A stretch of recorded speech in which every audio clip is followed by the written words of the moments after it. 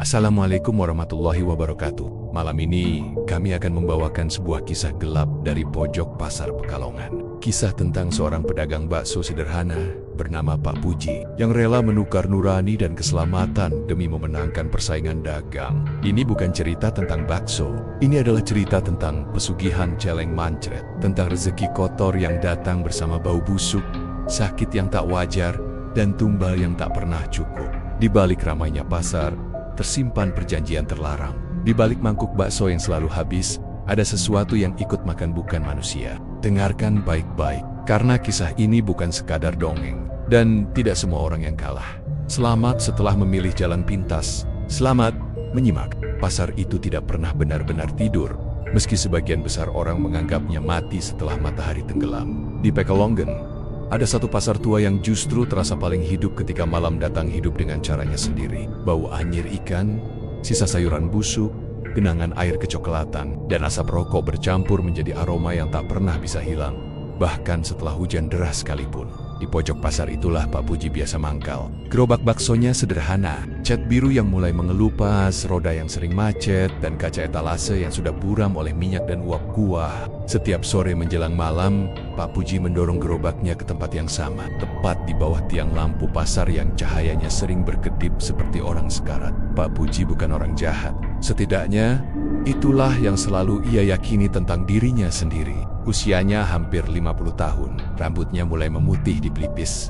Punggungnya sedikit membungkuk karena puluhan tahun mendorong gerobak. Ia tinggal di rumah petak kecil bersama istrinya yang sering sakit-sakitan. Anaknya satu-satunya merantau ke Jakarta dan jarang memberi kabar. Dulu, bakso Pak Puji cukup dikenal. Rasanya standar, tidak istimewa, tapi jujur. Kuahnya bening, dagingnya asli, tak banyak campuran. Namun zaman berubah, pedagang baru bermunculan. Lebih modern, lebih licik, dan lebih pandai menarik perhatian. Salah satunya adalah pedagang bakso yang mangkal tepat di seberangnya. Setiap malam, lapak saingan itu selalu ramai. Orang-orang mengantre, tertawa, bahkan rela berdiri lama. Sementara di depan gerobak Pak Puji hanya ada bangku kosong dan suara sendok yang sesekali beradu karena angin.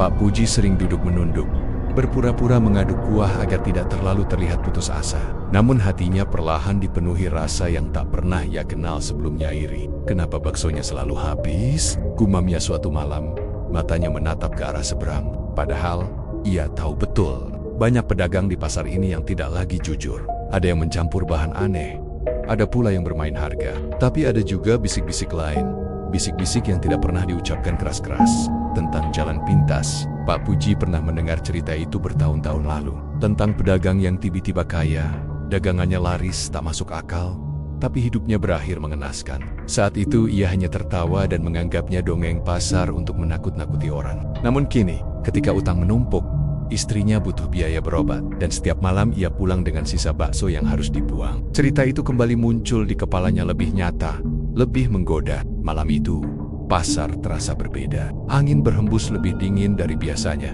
Lampu-lampu tampak redup, seolah kelelahan. Ketika jam menunjukkan hampir pukul 11 malam, Pak Puji masih duduk sendirian. Tak satu pun pembeli datang sejak setengah jam terakhir. Ia menghela napas panjang. Saat itulah ia mencium bau aneh. Bukan bau busuk biasa. Ada sesuatu yang menusuk hidung, seperti campuran tanah basah dan kotoran. Bau itu datang sebentar, lalu hilang. Pak Puji mengira mungkin dari selokan. Namun entah kenapa, perutnya langsung melilit. Ia menahan rasa tidak nyaman itu, membereskan gerobak, lalu pulang dengan langkah gontai. Sepanjang jalan, pikirannya penuh oleh bayangan uang, lapak ramai, dan wajah saingannya yang selalu tersenyum puas. Di rumah, ia tidak langsung tidur. Pak Puji duduk di ruang tengah, menatap lantai, sementara istrinya turbitak-bituk di kamar. Dalam kepalanya, satu pertanyaan berulang kali muncul. Apa salahnya mencoba satu kali saja? Di luar, suara anjing melolong panjang, disambut sunyi yang terasa terlalu dalam. Pak Puji tidak tahu bahwa sejak malam itu, langkahnya sudah memasuki jalan yang tak lagi bisa ia tinggalkan. Dan pojok pasar itu bukan lagi sekadar tempat berjualan. Sejak malam itu, Pak Puji merasa ada yang berubah di dalam dirinya. Bukan perubahan yang terlihat jelas, melainkan sesuatu yang berdiam di kepala dan dada seperti bisikan halus yang tak pernah benar-benar berbunyi, namun selalu hadir. Setiap kali ia mendorong gerobaknya ke pojok pasar, pikirannya tidak lagi sepenuhnya tentang bakso. Ia mulai memperhatikan hal-hal yang sebelumnya ia abaikan. Tatapan orang-orang, cara pedagang lain berbicara setengah berbisik, dan terutama, keheningan yang selalu muncul setiap kali topik tertentu nyaris terucap. Pagi hari di pasar sebenarnya lebih ramai, tapi Pak Puji jarang berjualan pagi. Namun hari itu, ia datang lebih awal untuk membeli bahan. Di los sayur, dua pedagang tua sedang berbincang. Ketika Pak Puji mendekat, suara mereka langsung mengecil. "Pokok, ora lumrah," ucap salah satunya pelan. Pak Puji pura-pura memilih bawang. Ia tahu sikap seperti itu. Pasar punya bahasa sendiri jika orang mendadak diam. Berarti pembicaraan mereka bukan untuk telinga sembarang orang. Di lapak daging, kejadian serupa terulang. Seorang tukang jagal menyebut kata laris terus lalu berhenti saat melihat Pak Puji. Tatapan mereka sebentar bertemu, lalu dialihkan. Ada rasa panas di dada Pak Puji. Bukan marah, melainkan perasaan tertinggal. Seolah semua orang tahu sesuatu yang tidak ia ketahui. Malam harinya, ia kembali mangkal. Seperti biasa, lapak seberang ramai. Orang-orang tertawa mangkuk-mangkuk bakso, berpindah tangan tanpa henti. Pak Puji mencoba fokus pada dagangannya sendiri, namun matanya sesekali mencuri pandang. Saat itulah Pak Karno, pedagang kopi yang sudah puluhan tahun mangkal di pasar itu, mendekat. "Sepi terus, Ji?"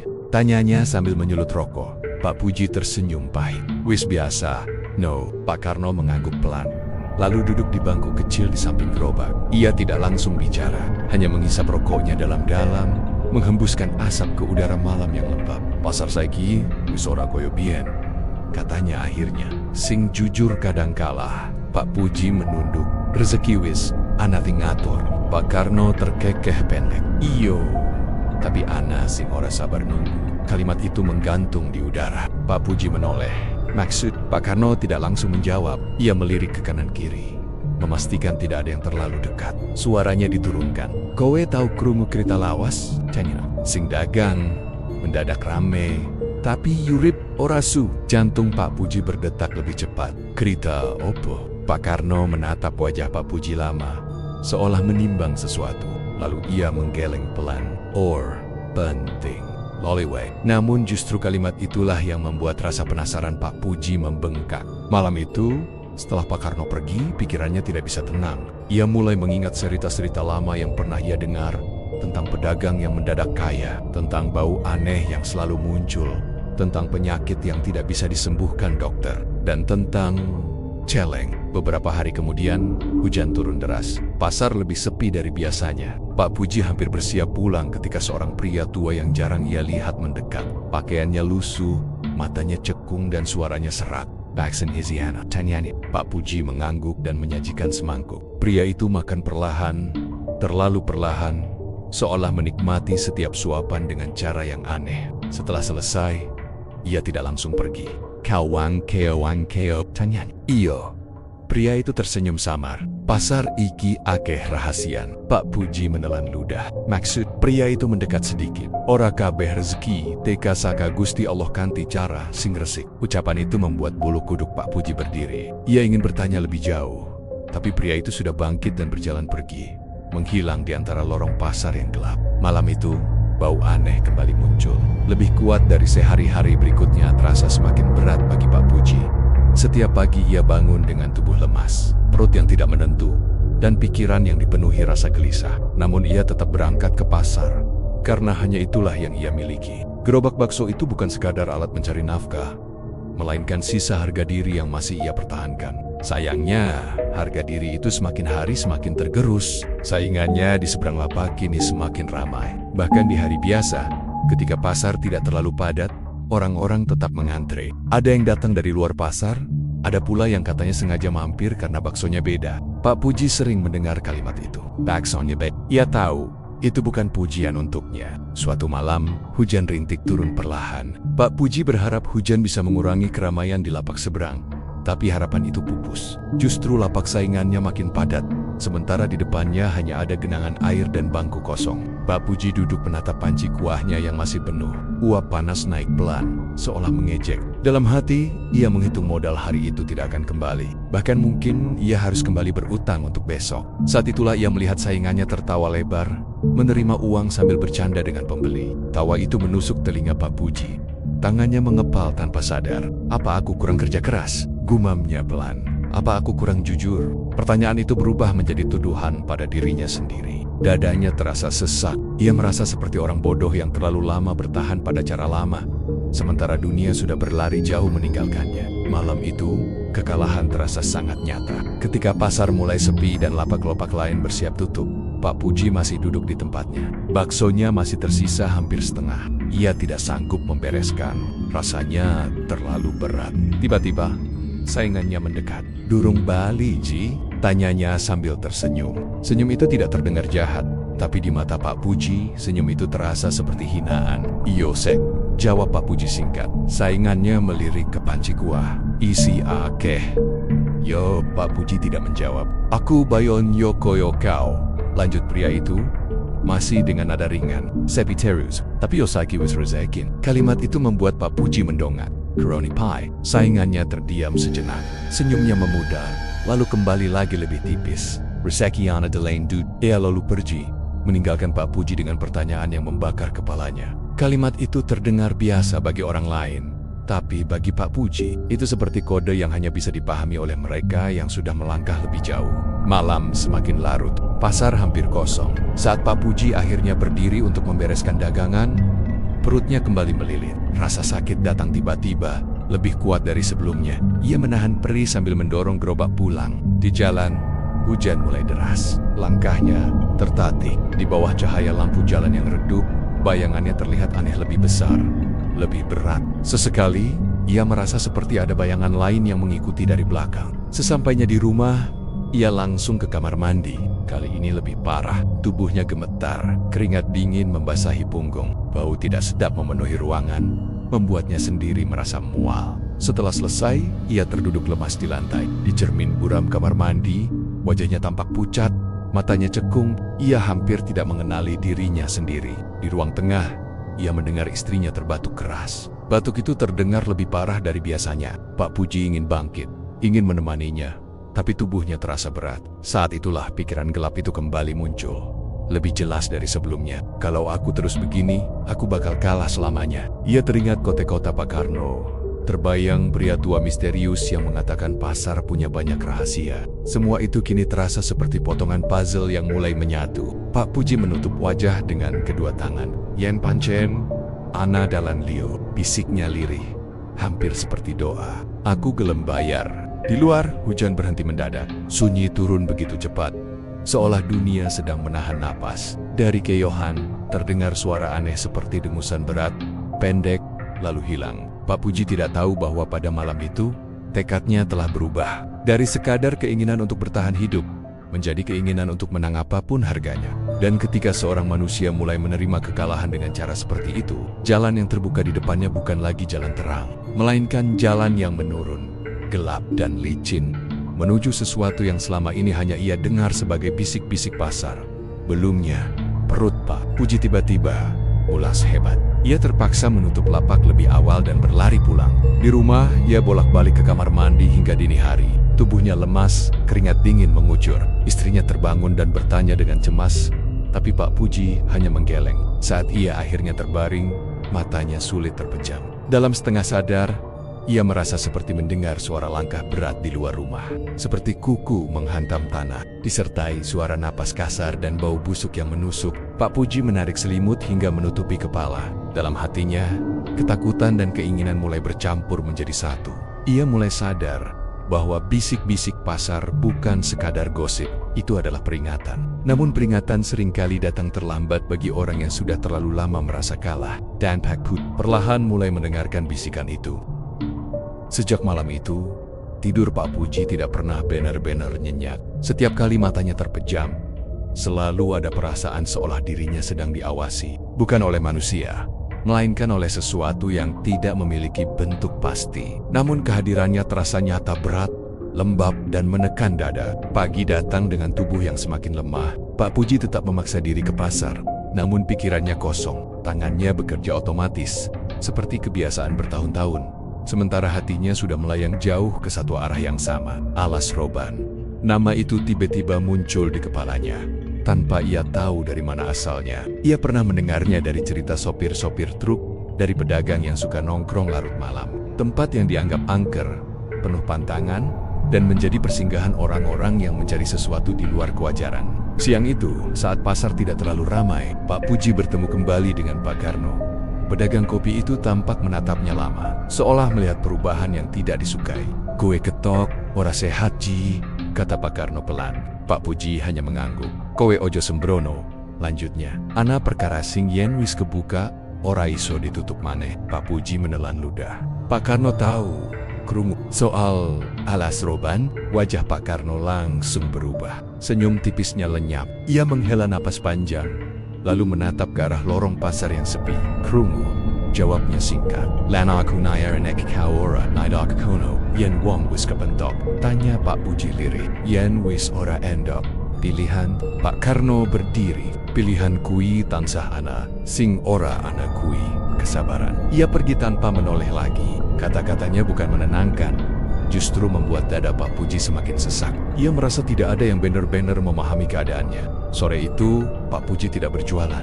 Ia pamit pada istrinya dengan alasan hendak membeli bahan keluar kota. Istrinya tidak banyak bertanya, hanya menatapnya dengan wajah lelah. Perjalanan menuju alas roban terasa lebih panjang dari biasanya. Jalanan berkelok, pepohonan rapat, dan udara terasa lembab meski matahari belum sepenuhnya tenggelam. Semakin masuk ke wilayah itu, sinyal menghilang dan suara kendaraan lain jarang terdengar.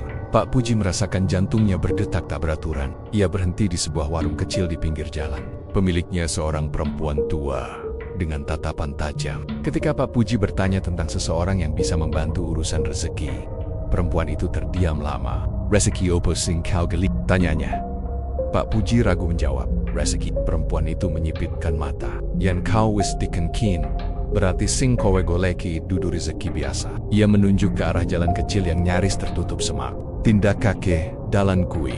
Yen kau pansen de tampa, kowe bakal ketemu." Pak Puji membayar tanpa banyak bicara. Saat ia melangkah pergi, perempuan itu berkata pelan, hampir berbisik eling, "Celeng orang nate menei tanpa jupu." Jalan kecil itu sepi dan gelap meski sore belum benar-benar berganti malam. Pak Puji berjalan kaki, setiap langkah terasa berat, bau tanah basah semakin kuat. Sesekali terdengar suara ranting patah, entah oleh binatang atau sesuatu yang lain. Akhirnya, ia melihat sebuah gubuk reot di tengah pepohonan. Asap tipis keluar dari dalamnya. Seorang pria tua duduk di depan, punggungnya membungkuk, rambutnya putih kusut, matanya tajam, terlalu tajam untuk ukuran orang setua itu. "Kowe telat," katanya tanpa menoleh. Pak Puji tertegun. "Aku, during tamrin." Pria itu tertawa pelan. "Nanging atimu wis tekan luwih dhisik." Pak Puji duduk di tanah, kakinya gemetar. "Aku mung pengen daganganku laris." Pria tua itu menatapnya lama. "Ana regain, aku siap," jawab Pak Puji cepat. Terlalu cepat. Pria itu mengangguk pelan. "Sing teka bakal teka, sing jaluk bakal ditagi, lan sing paling abot sing bayar ora mung kowe." Pak Puji ingin bertanya, tapi kata-katanya tertelan oleh rasa takut yang tiba-tiba membuncah. Dari balik pepohonan, terdengar suara dengusan berat. Tanah seakan bergetar pelan. Pria tua itu berdiri. "Yen kau bali saiki, kabeh iki bakal rampung." Pak Puji terdiam. Dalam benaknya terbayang lapah malam turun di alas roban tanpa aba-aba. Tidak ada suara jangkrik, tidak ada desir angin yang menenangkan. Sunyi terasa tebal, seperti lumpur yang menempel di kulit. Pak Puji duduk di tanah di depan gubuk reot itu, sementara pria tua yang ia temui tadi bergerak perlahan, menyiapkan sesuatu yang tak sepenuhnya bisa dipahami oleh akal sehat. "Jeneng," tanya pria tua itu, suaranya serak namun tegas. "Puji," jawabnya pelan. "Pak Puji." Pria itu mengangguk.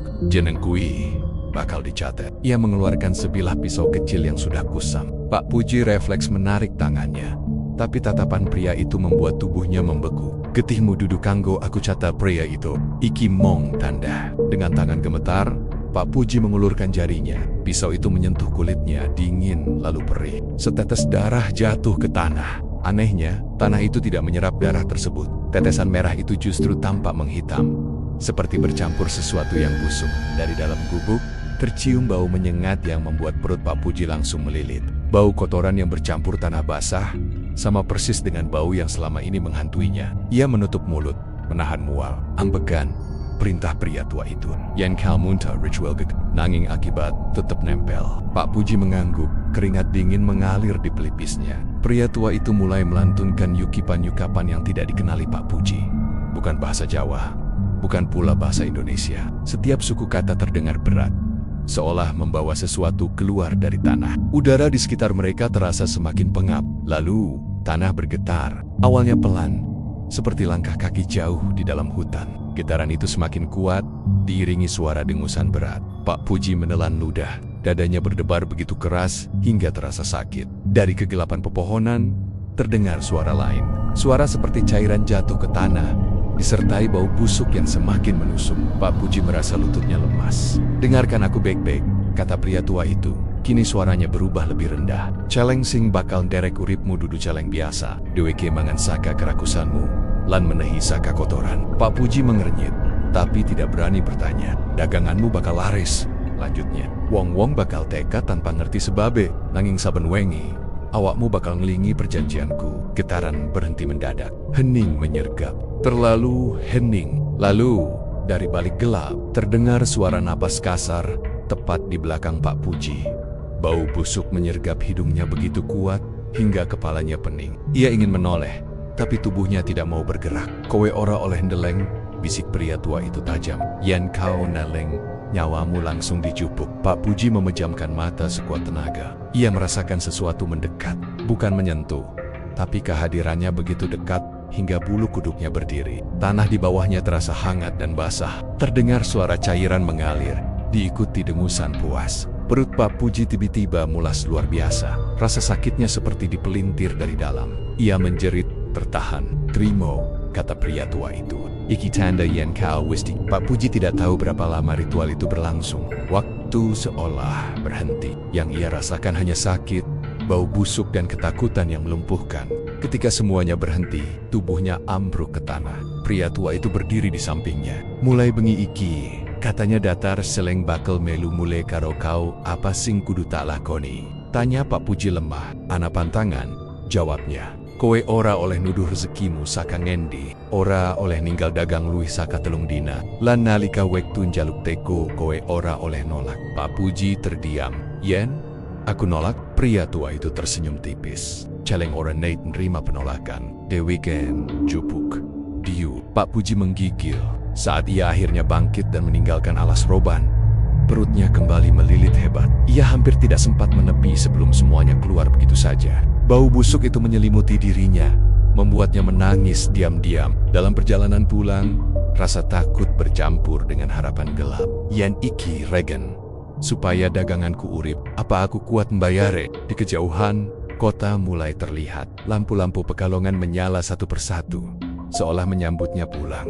Pak Puji tidak tahu bahwa ia tidak kembali sendirian. Sesuatu telah ikut bersamanya. Sesuatu yang tidak membutuhkan izin untuk tinggal. Sepi, utang, wajah istrinya yang sakit, dan tawa saingannya. "Aku ora bakal bali," katanya akhirnya. Pria tua itu tersenyum. Senyum yang tidak membawa kehangatan apapun. "Yen ngono," katanya pelan, "siapna dirimu. Celeng wis krungu jenengmu." Angin tiba-tiba berhembus kencang, membawa bau busuk yang sangat dikenal Pak Puji. Bau yang sama, seperti yang sering datang sebelum perutnya melilit. Malam mulai turun, dan bersama malam itu, keputusan Pak Puji resmi diambil.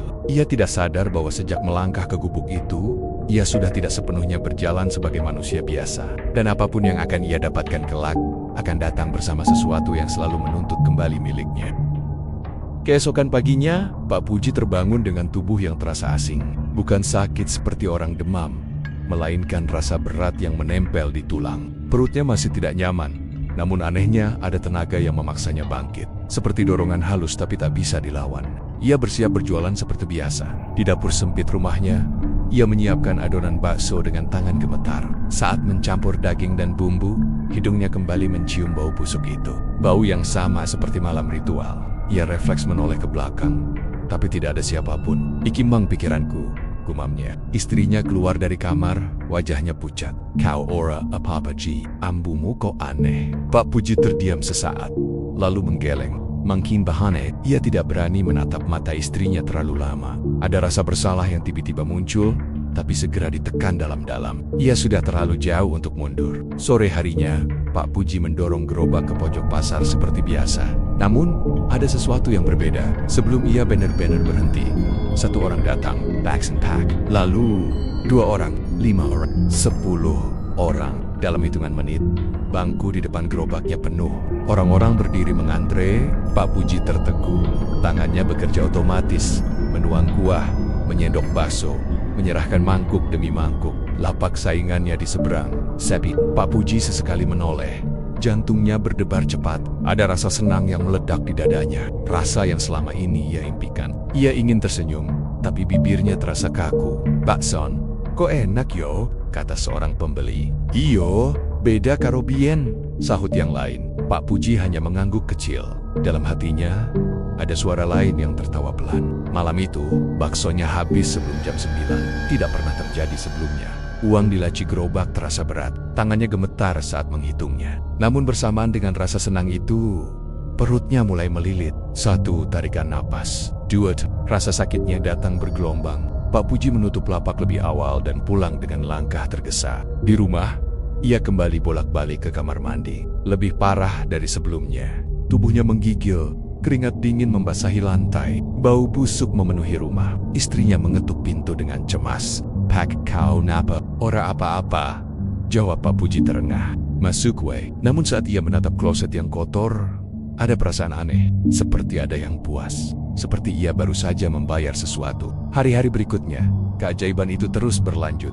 Bakso Pak Puji selalu habis. Bahkan saat hujan deras, orang-orang tetap datang. Bahkan ada yang bilang rela memutar jauh demi semangkuk baksonya. Saingannya mulai terlihat gelisah. Tatapan mata mereka sering bertemu, dingin, penuh tanya. Pak Karno suatu malam mendekat.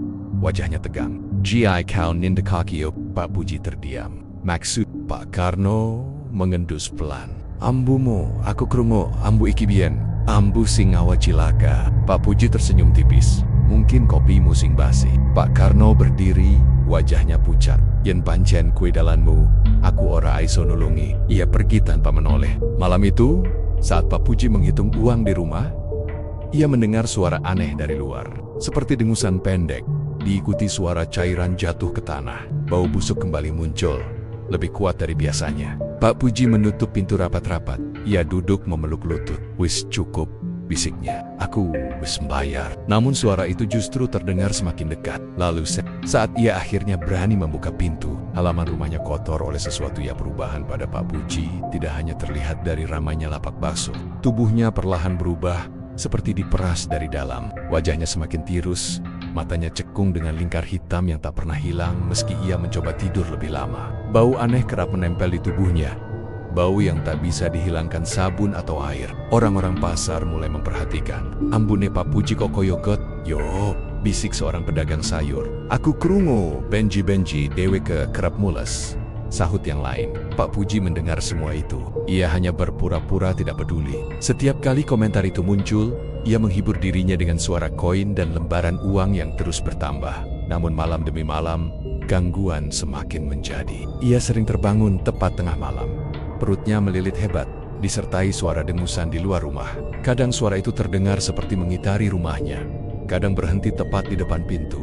Setiap kali itu terjadi, Pak Puji tahu itu bukan sekadar sakit perut biasa. Itu adalah pengingat. Suatu malam, istrinya jatuh pingsan di dapur. Pak Puji panik. Ia mengangkat tubuh istrinya yang ringan, terlalu ringan. Nafas perempuan itu tersengal, matanya setengah terbuka. Setelah siuman, istrinya hanya menangis, mengatakan dadanya sesak dan tubuhnya seperti ditindih sesuatu. Sejak malam itu, kondisi istrinya memburuk. Ia sering mengigau, menyebut bau busuk dan suara binatang besar.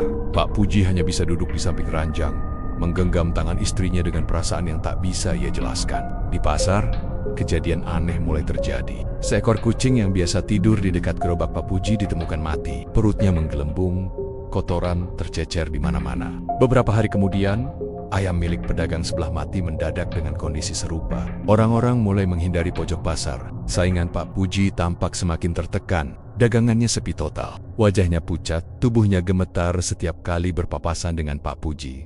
Suatu sore, pria itu menghampiri dengan mata merah. "Kau ninda kaki opoji?" tanyanya setengah berbisik. "Aku kerasa anasi ngetut aku saben bengi." Pak Puji menelan ludah.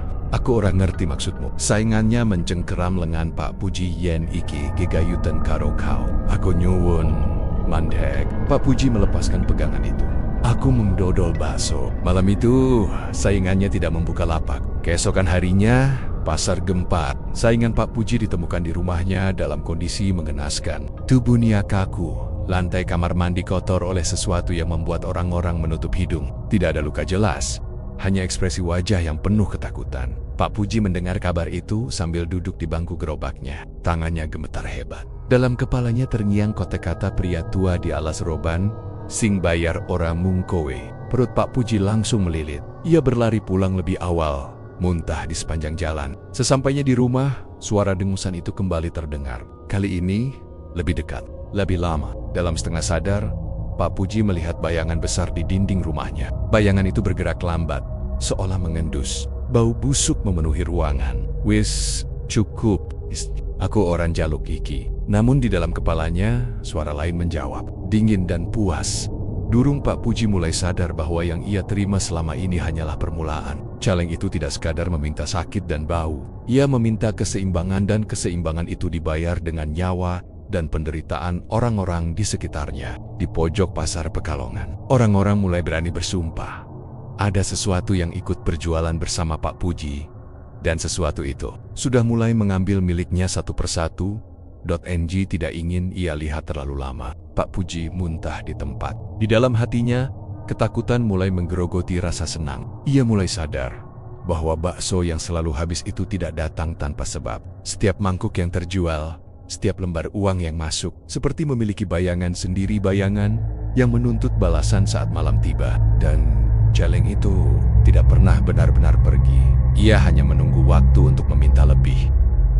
Sejak kematian saingannya, suasana pasar Pekalongan berubah drastis. Tidak lagi sekadar sepi, melainkan waspada. Orang-orang datang dengan langkah cepat, berbicara pelan, dan segera pergi setelah urusannya selesai. Pojok pasar tempat Pak Puji biasa mangkal kini terasa berbeda. Seperti ada batas tak kasat mata yang enggan dilintasi siapapun. Namun anehnya, lapak bakso Pak Puji tetap ramai. Pembeli datang dengan wajah kosong, seperti ditarik oleh sesuatu yang tak mereka pahami. Mereka makan tanpa banyak bicara, menunduk lalu pergi begitu saja. Tidak ada tawa, tidak ada obrolan ringan seperti dulu. Hanya suara sendok dan kuah yang diaduk perlahan. Pak Puji berdiri di balik gerobaknya seperti bayangan dirinya sendiri. Tubuhnya kurus, bajunya longgar, dan wajahnya tampak lebih tua dari usianya. Matanya cekung, merah, seolah tidak pernah tidur. Bau busuk kini bukan lagi datang sesekali, bau itu melekat padanya. Pak Karno kembali suatu malam, berdiri agak jauh, tak berani mendekat. "Ji," panggilnya. "Iki wis keben." Pak Puji menoleh pelan. "Aku ora iso mandek." "No." Pak Karno menggeleng dengan mata berkaca-kaca. "Kowe wis dudu sing tak kenal. Pasar iki wis kerasa panas." Belum sempat Pak Puji menjawab, perutnya tiba-tiba melilit hebat. Rasa sakitnya jauh lebih kuat dari biasanya. Ia berpegangan pada gerobak, napasnya terengah. Pembeli-pembeli berhenti makan, menatapnya dengan ekspresi aneh antara bingung dan takut. Lalu Pak Puji jatuh berlutut. Dari mulutnya keluar erangan tertahan. Bukan suara manusia sepenuhnya. Tangannya mencengkeram tanah pasar yang kotor. Kukunya menggores lantai. Bau busuk menyebar cepat, membuat beberapa orang muntah di tempat. "Pak Puji!" teriak seseorang. Tubuhnya kejang. Dalam kesadarannya yang terpecah, Pak Puji mendengar dengusan berat yang sangat dikenal. Bukan dari luar pasar, melainkan dari dalam kepalanya sendiri. Ia merasa seperti ada sesuatu yang mendorong keluar, menuntut untuk dilihat, diakui. Aku wis mbayar," ucapnya terbata-bata. Namun suara itu datang, dingin dan dalam. "Saiki, giliranku." Pak Puji berteriak. Suara itu menggema di antara los-los pasar Janghelap. Orang-orang berhamburan menjauh. Beberapa pedagang menutup lapaknya dengan panik. Ada yang membaca doa, ada yang hanya berdiri terpaku ketakutan. Di tengah kejang itu, Pak Puji mendongak dan tertawa-tawa yang bukan miliknya. Matanya membelalak, merah dan basah. "Bakso iki mangan saka kotoran," katanya lantang, suaranya serak dan berat. "Rezeki iki saka celek." Pasar mendadak senyap. Pak Karno jatuh terduduk. Beberapa orang menjerit. Kata-kata itu seperti membuka pintu yang selama ini tertutup rapat. Semua bisik-bisik, semua kecurigaan, kini menemukan wujudnya. Tubuh Pak Puji ambruk. Ia tergeletak tak bergerak. Sementara bau busuk masih menggantung di udara. Tak lama kemudian, beberapa orang berani mendekat. Mereka mengira Pak Puji pingsan. Namun ketika tubuh itu disentuh, Pak Puji tersentak bangun. Menatap mereka satu persatu. "Wis ana ting bakal njupuk gantiku," bisiknya pelan. "Celeng ora Nate." kenyang. Malam itu, pasar ditutup lebih awal. Gerobak Pak Puji dibiarkan begitu saja. Tak ada yang berani menyentuhnya. Kabar kejadian itu menyebar cepat, lebih cepat dari apapun yang pernah terjadi di pasar tersebut. Orang-orang mulai mengingat kembali kejadian-kejadian aneh. Kematian saingannya, hewan-hewan mati, bau busuk yang tak jelas asalnya. Semua potongan itu kini menyatu. Dan di tengah semua itu, satu pertanyaan menggantung di benak semua orang. Jika Pak Puji hanyalah perantara, lalu siapa yang akan membayar selanjutnya? Di rumahnya, malam itu, Pak Puji tidak pernah ke pagi itu. Pasar Pekalongan dibuka dengan suasana yang tak biasa. Tidak ada teriakan pedagang, tidak ada tawar-menawar riuh seperti hari-hari sebelumnya. Orang-orang datang dengan langkah ragu. Mata mereka terus mengarah ke satu titik pojok pasar tempat gerobak bakso Pak Puji biasa mangkal. Gerobak itu masih ada, berdiri sendiri, miring sedikit, seperti ditinggalkan terburu-buru. Panci kuahnya sudah dingin, menghitam di bagian dasar. Bau busuk menyengat dari dalam gerobak, membuat siapapun yang mendekat refleks menutup hidung. Di lantainya, ada bercak-bercak kering yang tidak ingin disebutkan siapapun dengan suara keras. Pak Puji tidak pernah kembali. Istrinya ditemukan pagi itu dalam kondisi linglung, matanya kosong, bibirnya komat-kamit seperti membaca doa yang sudah ia lupa artinya. Ketika ditanya kemana suaminya pergi, ia hanya menggeleng sambil menangis. "Dijebak," katanya, lirih. "Wengi-wengi, ana sing nyupuk." Tak ada yang berani bertanya lebih jauh. Pak Karno datang paling akhir. Ia berdiri lama di depan gerobak itu, menatap tanpa berkedip. Dalam hatinya, ia tahu ini bukan akhir yang mengejutkan. Ini akhir yang sejak awal sudah menunggu. "Tak kandani kau, Ji," gumamnya pelan. "Dalane, ora bakal muli." Gerobak itu akhirnya dibersihkan oleh petugas pasar. Namun bau busuknya tidak pernah benar-benar hilang. Beberapa hari kemudian, orang-orang mulai menghindari pojok pasar tersebut. Lapak-lapak di sekitarnya tutup lebih awal. Tidak ada yang mau mangkal terlalu dekat. Namun cerita tidak berhenti di situ. Beberapa pedagang mengaku mendengar suara aneh saat pasar hampir kosong. Suara dengusan berat, disusul bunyi cairan jatuh ke tanah. Kadang terdengar langkah kaki berat mengitari pojok pasar, meski tidak pernah terlihat apapun. Seorang penjaga malam bersumpah melihat bayangan besar melintas di bawah lampu pasar yang berkedip. Bayangan itu berhenti tepat di bekas lapak Pak Puji, lalu menghilang bersama bau busuk yang menyesakkan. Tak lama kemudian, kejadian aneh kembali terjadi. Seorang pedagang baru mencoba mangkal di tempat itu. Dagangannya laris luar biasa di hari pertama. Orang-orang berdatangan tanpa alasan jelas. Namun malamnya, pedagang itu pulang dengan perut melilit hebat. Keesokan harinya, ia tidak pernah kembali ke pasar. Sejak saat itu, tidak ada lagi yang berani mencoba. Orang-orang tua pasar mulai berani berbicara. Pelan-pelan, seolah takut didengar sesuatu yang tak terlihat. "Celeng mancret kui ora mati," kata seorang pedagang tua. "Iku mong ditinggal wong sing wis ora kuat membayar." Pak Karno akhirnya berhenti berdagang tak lama setelah kejadian itu. Ia memilih tinggal di rumah, menghindari pasar yang menurutnya sudah terlalu kotor bukan oleh sampah, melainkan oleh keserakahan manusia. Dalam doanya, ia sering menyebut nama Pak Puji bukan untuk menyalahkan, melainkan untuk mengingatkan bahwa di pojok pasar Pekalongan, pernah ada seorang pedagang bakso sederhana yang ingin menang dengan cara apapun. Seorang lelaki yang menukar kesabaran dengan jalan pintas, dan akhirnya kehilangan segalanya, bukan hanya rezeki, tapi juga dirinya sendiri. Hingga kini, jika kamu datang ke pasar itu saat malam terlalu larut dan lampu-lampu mulai redup satu persatu, jangan pernah berdiri terlalu lama di pojok pasar tersebut. Jika tiba-tiba tercium bau busuk tanpa asal, jika perutmu mendadak melilit tanpa sebab, dan jika kamu merasa ada sesuatu yang mengamati dari balik gelap, pergilah. Karena di tempat itu, orang-orang percaya, celeng mancret masih menunggu. Menunggu manusia berikutnya yang merasa kalah, dan berpikir bahwa rezeki bisa dipaksa tanpa harus membayar harga yang sesungguhnya.